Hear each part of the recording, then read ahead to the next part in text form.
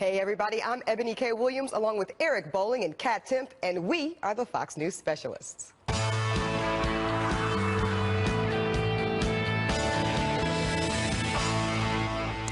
President Trump escalating his battle with ousted FBI Director James Comey and critics. The president tweeting that tapes may exist from his private conversations with Comey, and the implication is setting off a frenzy today in Washington. Joining us now with more is Fox News Chief White House correspondent John Roberts. Good afternoon. You know, I've covered White Houses for a long time, going all the way back to President Clinton in 1999, and I have never seen the sort of thing come from a president that came from President Trump today when he tweeted what many people are taking as a not-so-veiled threat against James Comey, saying, quote, James Comey better hope that there are no tapes of our conversations before he starts leaking to the press. The genesis of this appeared to be an article in the New York Times today suggesting that James Comey had been asked by the president during one of their conversations, might have been dinner here at the White House earlier in the year, to pledge loyalty to the president. Now, the president denied to our Judge Jeanine Pirro today that he ever asked that question, but it seems that the president maybe got an idea that James Comey was leaking the contents of some of their conversations, and then that would go to the idea that the president had said that the FBI director told him on 3 occasions that he was not under investigation in connection with the Russia investigation at the FBI. Of course, this was all a very big topic of conversation and questioning at the daily briefing today. Let's watch this exchange between my colleague from Reuters and Sean Spicer. I assume you're referring to the tweet, and I've talked to the president. The president has nothing further to add on that. And why did he say that? Why did he tweet that? What should we interpret from that? As I mentioned, the president has nothing further to add on that. Are there recording devices in the Oval Office or in the residence? As I said for the 3rd time, there is nothing further to add on that. Does he think it's appropriate to threaten someone like Mr. Comey not to speak? I don't think that's not a threat. He's simply stated a fact. The tweet speaks for itself. I'm moving on.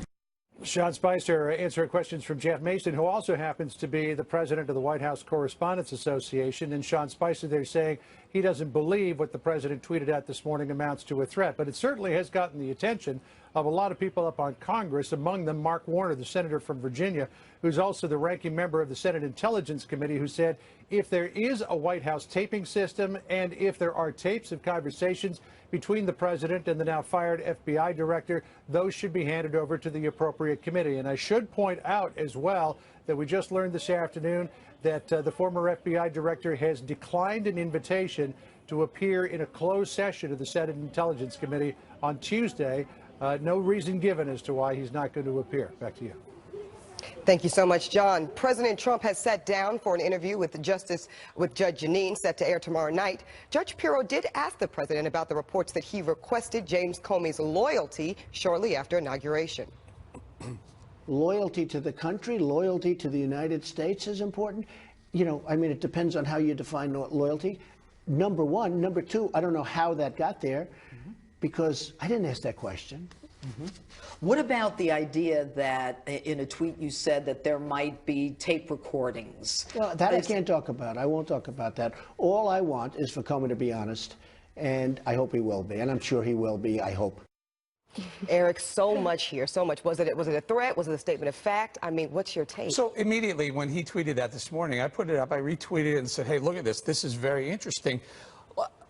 I think what Trump is basically saying is he's very confident in what he said and what his people have said about what went on with James Comey. That James Comey said, in fact, to him, no, we're not investigating you, so let's move on. Yet the media wants to continue to harp on this, continue to play this up. Again, show me one shred of evidence that ties Donald Trump to any collusion. You can't do it. And if the president has lost trust and faith in his FBI director, that FBI director serves at the pleasure of the president, it's time for him to go, and it is time for him to go. I think he did everything constitutionally and ethically right. Okay. Just to tweet that and then to say I don't want to talk about it, always a good rule that if you don't want to talk about it, don't broadcast it out to millions upon millions of people. Don't talk about it if you don't want to talk about it. Don't tweet it if you don't want to talk about it, especially if you have millions and millions of followers. That's just kind of how I feel. Why would you tweet it if you didn't want to talk about it? So much more. Maybe he wanted someone to subpoena some tapes if there are any,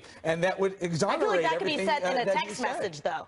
Well, I think we're going to have a lot more to come on this for sure. And speaking of it, let's meet today's specialist. He is the former political editor at the Washington Examiner. He's also the co-host of the Fox News podcast, Perino and Stirewalt, I'll Tell You What. And he's the politics editor at Fox News Channel. But he specializes in making the best chicken wings this side of Triadelphia, West Virginia. True. Chris Stirewalt is here. And she's the host of the Laura Ingraham radio show, the editor and co-founder of LifeZet.com, a cultural and political website. And her upcoming book is titled Billionaire at the Barricades, the Populist versus the Establishment from Reagan to Trump. But she specializes in everything cultural and political. Laura Ingraham is here. All right, so I'm going to go back to this, Laura, this issue of whether or not it was a threat, whether or not it was simply a statement of fact. And I'm going to leave that for other people to debate. I'm going to take it at face value as a statement of fact. But is it presidential? Is it appropriate for the president to even be talking about it at all? Well, I think it's long since passed, the conversation of whether Donald Trump is going to conform to some old notion of this is what presidents do. He's going to do what he's going to do. That's what he's always done. He's 70 years old. That's not going to change. I do think it's interesting that he put the word tapes in quotes. Not a lot of people have talked about that today. Donald Trump has had a way throughout the campaign and even into this presidency of getting people to talk about what he wants them to talk about. And everybody's been obsessed with this idea of the tapes. They're asking, Neil Cavuto was asking Alan Dershowitz last hour about, well, is this even illegal? And Dershowitz is like, no, it's actually totally legal in D.C. It's only a one-party consent. So everyone's focused on that. Meanwhile, the concern about what's happened in Washington with the issues that people care about, of course, health care, tax reform, the deregulatory moves that Trump has made, all of those are very positive. But Trump has gotten everybody talking about this tapes thing. I would doubt there are tapes in the Oval Office or wherever he met with Comey or the dinner, wherever he had dinner with him. Who knows? But I don't think he put the word tapes in quotes by accident. I actually think he did that for a reason. How about, was it iPhone recording or what? He did the same. I don't think so. I had the same thought, and he did exactly the same thing when he was talking about Obama tapped him. Yeah. He put tapped in quotes, and that means it didn't happen. And I assume that it didn't happen in this case, or the president better hope that he didn't make a mistake this morning and announce that there was a recording system in the White House, or the subpoenas will be stacking up outside the White House door. So I'm sure. And by the way, they're also not talking about the Russia stuff, and they're not talking about what he said to Lester Holt yesterday. So this, I'm perfectly willing to believe, is a canard. It's a clear controlling of the narrative, Eric. And call me crazy, but if I call a customer service hotline, they're recording. So actually, I didn't think it was that far out of bounds. Seriously, that there would be, I would presume, Lord, that they're recording in the White House. I also find it very interesting that James Comey, who was called to testify on Tuesday, just said, nope, not going to do it. I think this is very, very interesting. I think this is Donald Trump saying, hey, stay on this. There's more to it. And I will exonerate all the things he's saying about what went back and forth between Comey and Donald Trump. Think of the Comey thing for just a minute. Comey has rushed to the cameras back in July. He sent the big memo in October, then a follow-up memo. Oh, it wasn't really anything about the Wiener thing. Then he testifies before Congress, and suddenly the cat's got his tongue. Doesn't anyone find that interesting? A closed-door session of Congress, former FBI director, all this news out there that apparently he can correct all this because Donald Trump's, according to his sources or his people he's told this to contemporaneously, that Trump is all wrong about this. So suddenly he's reticent to speak. That's very interesting. Are you surprised that Comey's declining to testify? Because I was surprised that he's declining to testify. Yeah, I'm a little surprised by it, honestly. Why wouldn't he? But then again, it just makes everything so much more confusing. I want to know what he knows so badly. I really want to hear from him. I want to hear from Susan Rice. There's so many people that I want to hear from that apparently we're just never going to get to hear from. But the investigation's going to continue with him or without him. And maybe we will hear from him if Trump keeps I think it was a threat. It was a veiled threat. I don't know if it was a serious threat, but the way the sentence was structured was obviously This is New York bravado. This is the bravado of Donald Trump. We saw this during the campaign. I'm stunned that everybody's surprised. But it's bizarre. Even in a New York bravado type of way, you don't go there unless you're pretty darn sure you're going to win if anyone does call. I think he's confident there's no collusion with Russia. I think he's confident he's not under investigation. I think pretty much everybody I've talked to, my sources in law enforcement, he's not under investigation, personal investigation. I'm sure the associates of Trump are under investigation. I think he's extremely confident about that. Speaking of Russia, how many retweets and likes his tweets get? I'm sure that he probably is interested in it. In an interview airing this weekend with Judge Jeanine Pirro, President Trump responds to calls for a special prosecutor to oversee the Russia investigation. I don't want to be in a position where it's not done correctly. So let them do it correctly. Let them take their time. You're talking about the House, the Senate, I'm talking about and the the House. FBI. I'm talking about the House, the Senate, the FBI. So no independent commission. I don't think you need it. I mean, honestly, whatever's going to do the best, but I don't think you need it. But they're playing politics. Can't you see that? Stirewalt, I want to get your take on this. We're going to go to that clip in a second, but in general. So Eric Bolling says many times, and he's right, we don't have any evidence of collusion at this point. So let's take that at face value. Let's take collusion off the table. But what we do know, what everybody seems to agree on, is there was at least an attempt by Russia to influence our election. Right. Would you like to see, or do you expect to see more concern from President Trump on that issue alone? Well, I think perhaps the events of this week have sealed in his mind, based on what he said to Judge Janine, that no one in Washington needs a successful resolution to one of these investigations more than Donald J. Trump. No one more than him needs one of these three to come to a fruitful conclusion. If somebody who worked for him did something wrong, he needs to know that. He needs to move on. But there will never be closure. There will never be any advancement to the things that Laura was talking about, the priorities that he cares about, as long as Democrats have this football, and he's got to take it out of their hands. And an investigation has to be completed for that to happen. Is this the new email scandal for Donald Trump? The same way it hung up over Hillary's head and she was never able to get out a political message? One thing we all have to realize, there is no federal statute governing the independent counsel now. It lapsed. So there is no federal, there's really no federal set of rules to even help us figure out how to appoint a special prosecutor. But I will go back to my point, which I think gets lost in a lot of this. A lot of these folks obsessed about this on every cable channel are really out of touch with how most Americans are living their lives. I'm not saying it's not important. I think this should be investigated. Donald Trump said this multiple times, and it will be investigated. But most people are trying to figure out, oh my gosh, I got rising healthcare premiums. I don't know if I can send my kids to college. I'm worried about my wages.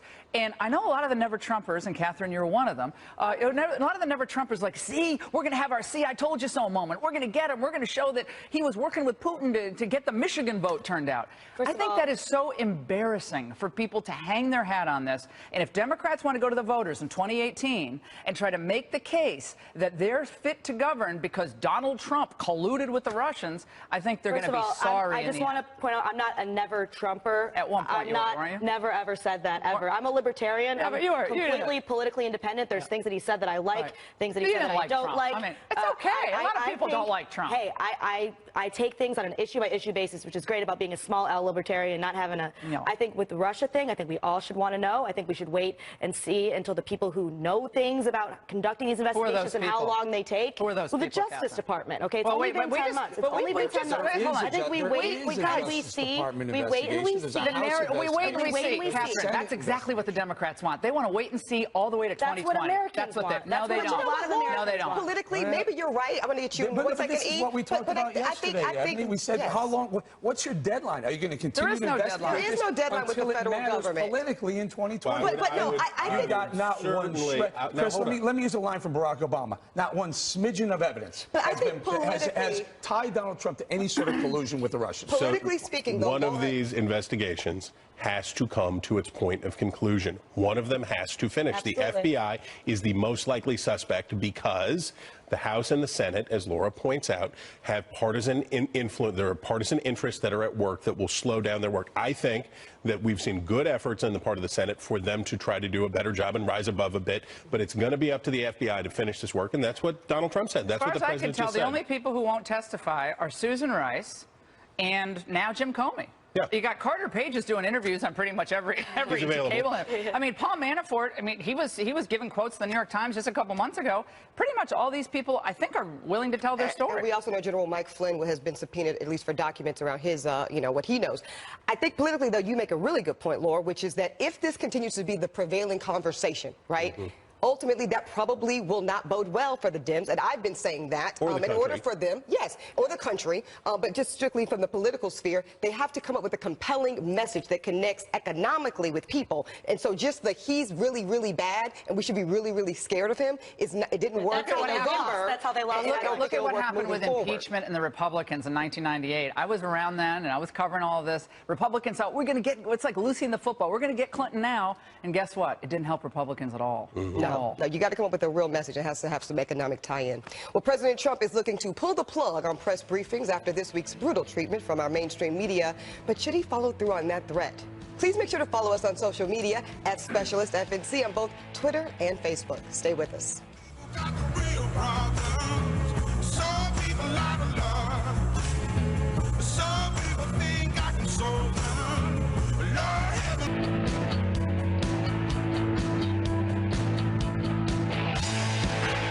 President Trump is frustrated with the fake news media. This morning, he mused on Twitter about possibly canceling the daily press briefing. On cue, the mainstream media went apoplectic. After all, the liberal journalists, they're loving all the FaceTime they're getting on TV, asking Spicer gotcha questions. In an interview airing this weekend on Justice with Jeanine Pirro, President Trump expands on his thinking. Listen. Are you moving so quickly that your communications department cannot keep up with you? Yes, that's true. So what do we do about that? We don't have press conferences, and we do... You don't mean that. Well, just don't have them. Unless I have them every 2 weeks and I do myself. We don't have them. I think it's a good idea. Yeah, First of all, you have a level of hostility that's incredible, and it's very unfair. All right, Laura, you and I know Mr. Trump, President Trump, Donald Trump for 15 years. Yep. You don't think he's really going to cancel the press briefing, do you? I think it's part of this cat and mouse game that, again, if you've known him for as long as we have, you're used to this. This is what he does with people. It's a bit of a challenge. The media gets back on their heels, and then most regular Americans are watching this going, that sounds like a great idea. Would love to see the president out there every other week, because, you know, they wouldn't be able to probably, you know, push back as much as they maybe do against Huckabee or Sean Spicer, who I think have both done a very good job, especially under the circumstances. But the press should be celebrating about this. If I'm in the press, you're going to get the president himself every other week. Remember back during Obama, we would go several months without a press conference with the president. I think there was one point, like 11 months or 10 months, if my memory serves me correct. Correct. I mean, getting Donald Trump out there every 2 weeks, that'd be a dream. So the press shouldn't be pushing back. Laura, I'll throw it to Chris. You know why they don't? They're becoming rock stars themselves. The press briefing room, it's Jonathan Karl. Thrush is like a cult hero. Yeah, Thrush lost his hat. Yeah, exactly. You believe Glenn Thrush took his hat off at briefings? No comment. I will say, though, that I think that the press should not take the bait on this. I think it's hard for them to do it. One of the most exhausting narratives, one of the most exhausting storylines of the Trump era has been the endless, boundless self-regard of the Washington press corps. Democracy dies in darkness, da-da-da-da-da-da-da-da, like, give me a break. You know what they should say to the president? Cancel him. Fine. You cancel them, and we will crack your walnuts worse than we were cracking them before. Is that possible? Of course. Is that possible? Of course. Eboni, is it possible? It is so, the mainstream media is so against Donald Trump. I can't believe they can crack his walnuts any worse than they already are cracking his walnuts. I think that they can. I will tell you this, Eric. Do they not like him? Absolutely. Does that show in their coverage? Absolutely. But I got to tell you, Eric, I can't cry any tears for President Trump over this issue of delegitimizing his presidency. Not when he was the chief enforcer of birtherism. Come on. Like, this is the type of thing that I think, to Laura's point, the bravado, it kind of invites it. I think he kind of wins with it. I think it creates a narrative of us versus them that always tends to play to his base. There's no way that he's being serious. Kat, he announced a trip, a major foreign policy trip today. He's going to Israel. He's going to the Vatican. He's going to Mecca, the home sites of the three major religions on the planet. And no one picked that up. All they want to know is, what did Donald Trump tweet about tapes? Well, he maybe could have avoided that by not having tweeted about tapes. That's what I'm saying. He's more responsible for this narrative in some ways than the media. If he wanted them to talk about that, maybe he would have tweeted about that. Everybody's looking at Donald Trump's Twitter. Yes, in terms of not having press conferences, it's never going to happen. It's like when you're a kid and you behave bad, and your mom's like, well, you're not going to get any Christmas stuff, and she doesn't really mean it. Well, yeah, unless the kid is being bad, and the kid goes, maybe I am being bad. Yeah. And Laura, well, it's a manipulation tactic more than a serious threat. When he tweets in Facebook's his comments, 100 million people see I think what he said was brilliant. If I were he, I would probably start cutting back the briefings. I would even make them a little shorter.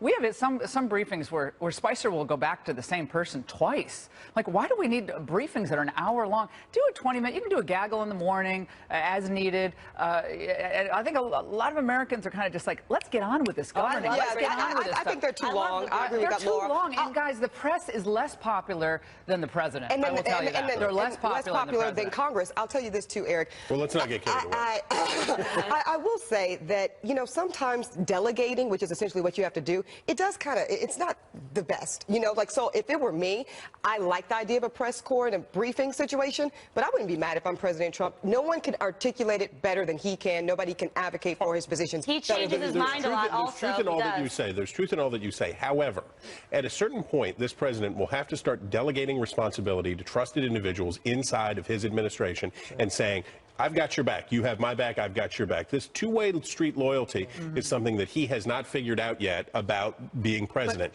And you can't have Sean Spicer out there every day twisting in the wind. Maybe this is your last day. Maybe I'm going to fire. That's not right. Yeah, I didn't like that. I mean, these people they get in that White House at 7 a.m. and they don't leave till 11 p.m. And don't hang them out to dry like. I didn't like that. Well, okay, fair enough. But look, Laura, I've been fairly critical of the communications staff, the department. The message that Donald Trump is trying to deliver sometimes gets a little murky. He steps on his own message sometimes. And I think Catherine's right about that. He steps on his own message. So let me ask you this, Laura. This is I'm being very serious. Before Sean Spicer was named as press secretary, your name was floated because you've known the guy a long time. You understand his policies. I've known him a long time.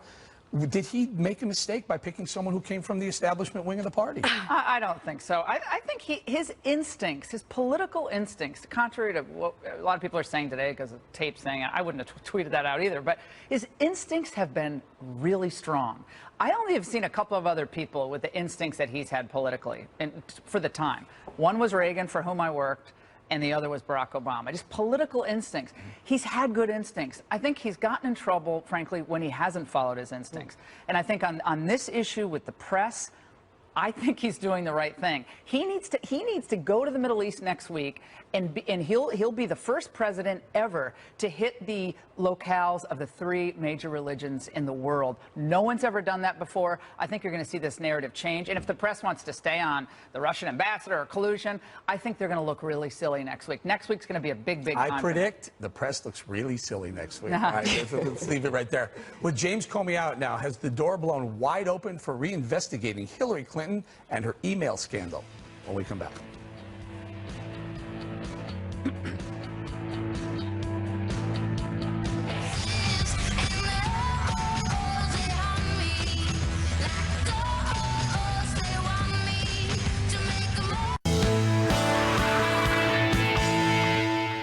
Now that FBI Director James Comey has been canned, will Hillary Clinton get reinvestigated or indicted? The memo from Deputy Attorney General Rod Rosenstein that helped lead to Comey's firing made a compelling point. Quote, the FBI director was wrong to usurp the Attorney General's authority on July 5th, 2016, and announced his conclusion that the Clinton email case be closed without prosecution. It is not the function of the director to make such an announcement. Meanwhile, acting FBI Director Andrew McCabe shared his concerns with the Senate Intelligence Committee yesterday. I think morale has always been good. However, we had there were folks within our agency who were frustrated with the outcome of the Hillary Clinton case, and some of those folks were very vocal about those concerns. All right. I'm certainly among those who are frustrated by the outcome of the Hillary Clinton case. But Eboni, what do you think about the fact that, we're talking about it now? Yeah, for me, I think she probably should have been indicted. I think if it had been anyone else but Hillary Rodham Clinton, she would have been indicted. But quite frankly, I'm tired of spending money on the Clintons. I don't want to spend. I'm serious. Big time out, you two. I'm calling both of you out. What's up? The last 2 days, you were saying we should continue this Trump investigation, even though for 10 months. So, but you're saying we should end the Trump investigation, but continue the Hillary investigation. Here's what I'm saying. Trying to be fair and balanced. I'm saying you guys both said we should continue Trump's investigation going forward ad nauseum. I think I even said, but now you're saying you're tired of the Hillary Clinton investigation. Let me get okay. Here's the distinguishing factor. Okay. President Trump is our current commander in chief. He's relevant. Hillary Clinton, I argue she's irrelevant, and I think by continuing continuing to investigate her is putting them back in the spotlight, making her still relevant. Just make her go away, Eric. Please. Well, listen, I'm all for putting the Hillary Clinton email scandal to rest and that you found nothing, or James Comey says you're not going to find anything. And you know what? They also found nothing with Trump, too. Let's put that one to rest and move on to make the country great again. I think that what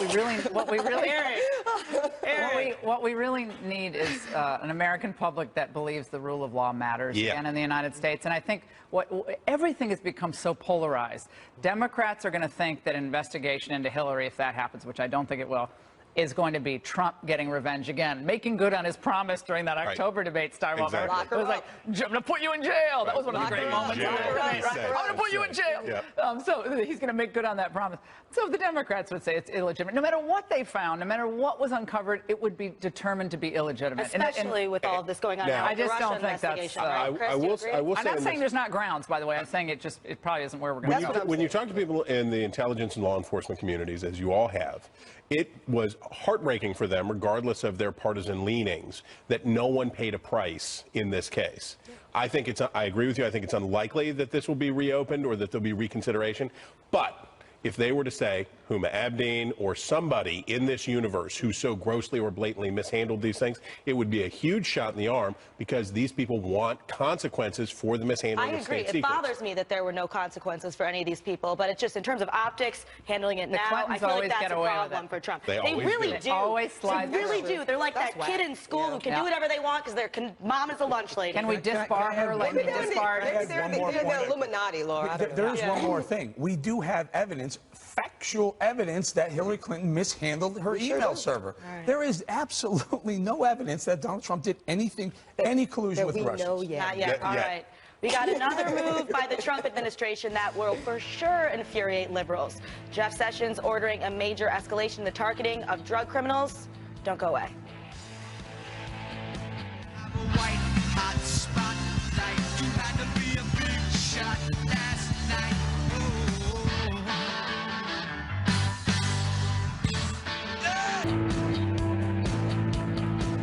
Welcome back to the Fox News Specialists. Our specialists today are Laura Ingraham and Chris Stirewalt. So let's continue our conversation. Attorney General Jeff Sessions announcing a massive overhaul in sentencing criminals, reversing Obama-era policies that some critics said were too lenient, especially on drug crimes. We know that drugs and crime go hand in hand. They just do. The facts prove that's so. Drug trafficking is an inherently dangerous and violent business. If you want to collect a drug debt, you can't file a lawsuit in court. You collect it with the barrel of a gun. If you are a drug trafficker, we will not look the other way. We will not be willfully blind to your misconduct. You drug dealers are going to prison. All right, the new policy orders federal prosecutors to seek the most severe charges possible against criminal suspects. Okay, Stirewalt, I'm going to start with you on this. Now, I'm going to kind of put on my former criminal defense lawyer hat around this. Okay. I think the problem here is that with the Eric Holder and Obama era things, they really were making, I think they put a Band-Aid on this issue. What they were really trying to address were the mandatory minimums to sentencing reform, which is, by the way, a bipartisan effort. And instead of doing that, going to the heart of reforming that issue, they say, well, let's just turn the other way around some of the most severe crimes to avoid the most severe penalties. And now we have what we have now coming out of session. And this relates to things like charging crack cocaine, cocaine base differently than actual cocaine, da-da-da-da-da. We should remember in this discussion the purpose of the institution of these laws under the Clinton administration. The purpose of the institution of these laws was not about drugs. It was about street crime and murder. It was about places like Baltimore, Detroit, Washington, D.C. When Washington, D.C. had almost 1,000 murders in the late 1980s and the early 1990s each year. These laws were designed to take people off the streets who were gangbangers who were involved in this stuff. So these are not laws about, these were not primarily laws about drug interdiction primarily. They were about cleaning up bad neighborhoods, Cabrini Green, cleaning up the streets, and people like Jeff Sessions would argue that increases in violent crime in communities might have something to do with the rollback of these the war on drugs has been so successful. That's why overdose deaths are going up constantly.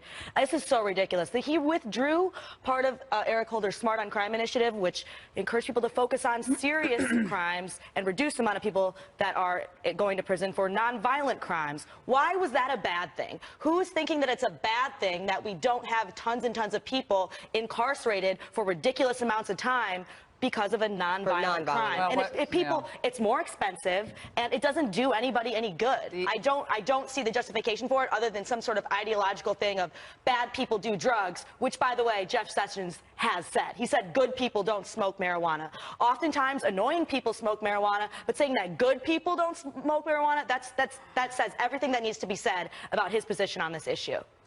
Brought to you by, no, I'm just No, I'm serious. Look, I think what Jeff Sessions is doing is what Donald Trump campaigned on, a return to law and order in the United States. The drug crimes in the country disproportionately affect the poor and the minorities, and it's devastating. Okay, being in prison disproportionately affect the poor and minorities, particularly in terms of drug offenses. Right, Catherine, what I'm trying to get to is that the drug pushers in this country, especially those connected with the criminal gang element, Florenzia 13, the Latin Kings, MS-13, which are marauding the streets of Chicago, Detroit, here in New York City, even with crime down.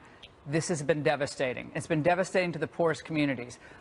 If Democrats or libertarians want to go across the country making this big case that we need to be more compassionate to the drug pushers, then I think we should have that debate morning. Nonviolent criminals. Eric. Well, I don't think that's what he was focusing on today. He wasn't focusing on the nonviolent criminals. Right. Well, listen, I understand. I agree with Laura that this is something that Donald Trump and his base are very, very strong and adamant about. Personally, I've been on record saying, look, I think we overfought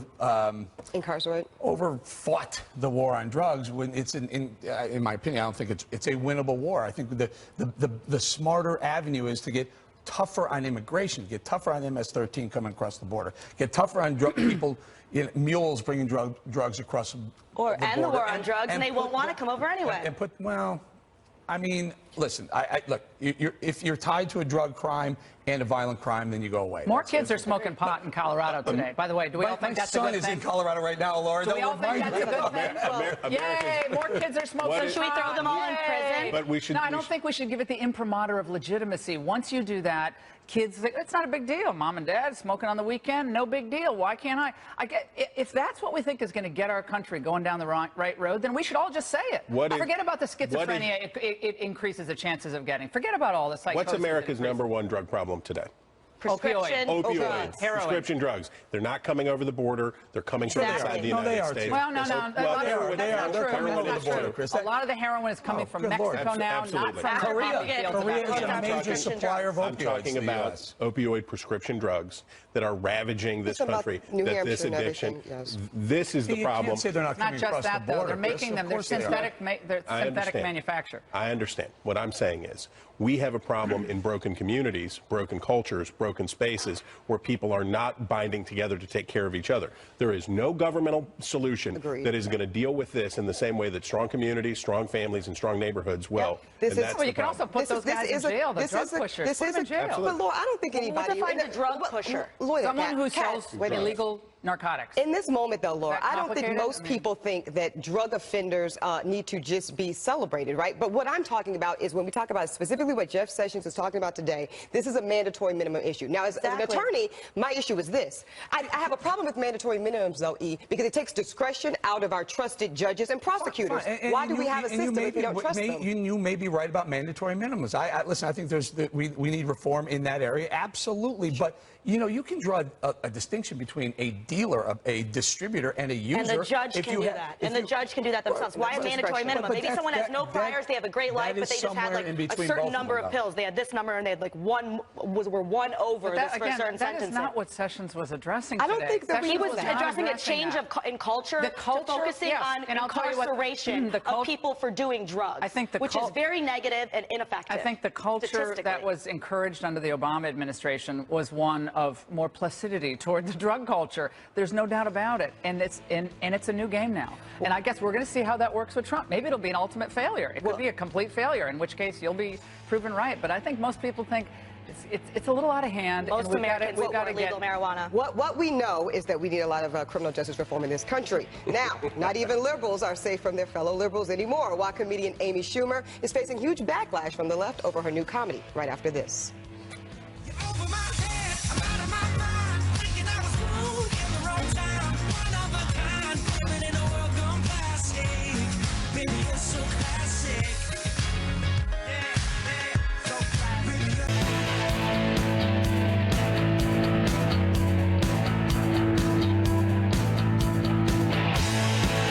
Politically correct insanity now has liberals attacking liberals. Comedian Amy Schumer is facing serious backlash for her new movie, Snatched.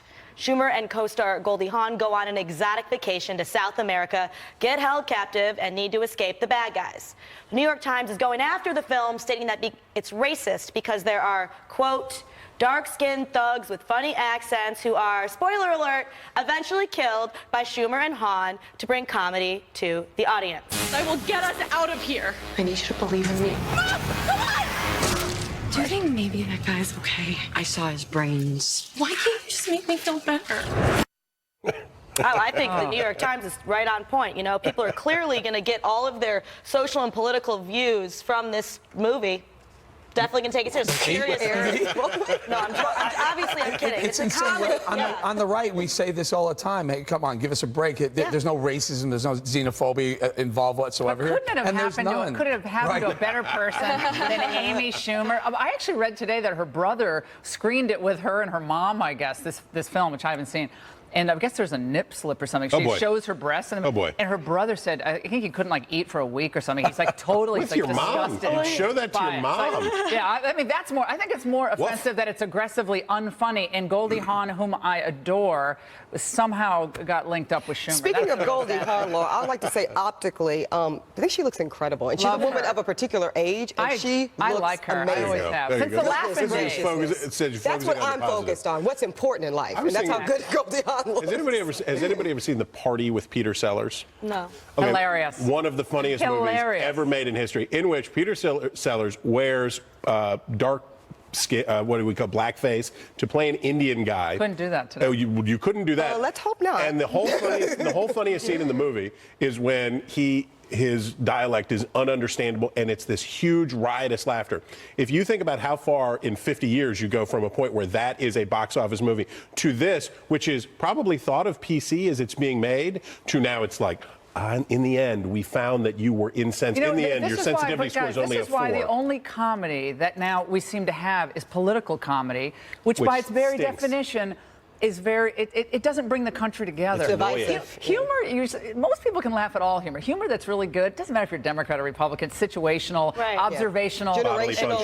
Let me follow that. Did you see what Colbert did last night? Did you see his little monologue at the end? He said, you know, we got Trump to weigh in on me and the show, and he did this little thing. Yay. I mean, how him cheap and sleazy and gross is that? It's unfunny, but I mean, I'm still watching old YouTube Johnny Carson, because he was so funny, and he wasn't mean-spirited. He wasn't really political. Neither was Leno. It's tough. Well, Amy Schumer, she was just have some sort of gun scene in this movie, and she cut that because she also has fancied herself some sort of gun control hero now. So she got rid of that, and now she's still being called a racist. But to Laura's point, there is some really good political comedy. I mean, look at Richard Pryor. Look at, back in the day, Red Fox. I mean, they would infuse politics in their and race and culture in a way that everybody. It wasn't divisive. It wasn't divisive at all. Dave Chappelle is a great example where, he puts a lot of, obviously lately on Saturday Night Live. Sure. He's bringing in, and it's funny. It's bipartisan. But why doesn't Saturday Night Live? There's a wealth of comedy. If you're going to do real political comedy, where were they during the Obama years? Right. Where were they with the Loretta Lynch, Bill Clinton meeting in the plane? I mean, there was a lot of humor that happened. By the way, this how about weekend, Lois Lerner refusing to testify? You saw was running around the streets of Manhattan this weekend. Yeah, again, focused on Trump, Melissa because McCarthy they're all being Democrats. Sean Spicer with his podium it shows. up and down Sixth Avenue. All right. It's good stuff, though. Definitely. All right. Don't go away. We circle back with our specialists Laura Ingraham and Chris Stirewalt right after this. T-shirt your favorite rock band, checking your makeup and my Ray-Bans, breaking hearts like only you can, and you snap back.